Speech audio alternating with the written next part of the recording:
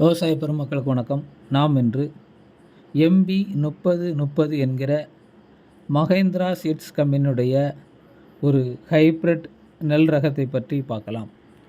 இந்த நெல் ரகம் குறுகிய கால ஒரு நடுத்தர சன்ன ரகத்தை சேர்ந்த ஒரு சிறந்த நெல் ரகமாகும்.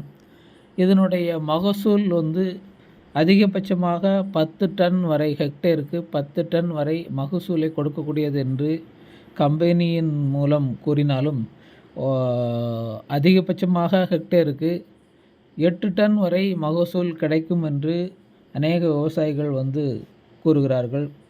இந்த ரகம் 125 நாட்களில் அறுவடைக்கு வரக்கூடிய ஒரு மீடியமான நடுத்தர குட்டை ரகத்தை உடைய பயிரை கொண்டது. நல்ல தூர் கட்டி வரக்கூடியது. ஒரு குலையில் அதிகபட்சமாக 350 நெல்மணிகள் வரை இருக்கிறது. நடுத்தர சன்ன ரகத்தை கொண்ட நெல்மணிகளை உடையதால் நல்ல எடையுடன் கூடிய நெல் கதிர்களை கொடுக்கக்கூடியதால் அதிகமான மகசூலை கொடுத்து நல்ல வளர்ச்சியை கொடுக்கிறது. இந்த பயிர் நடுத்தர குட்ட ரகத்தை சேர்ந்தது. இந்த ரகத்தை சம்பா, பின் சம்பா, தாளடி பட்டங்களில் பயிர் செய்ய ஏற்ற ரகமாகும்.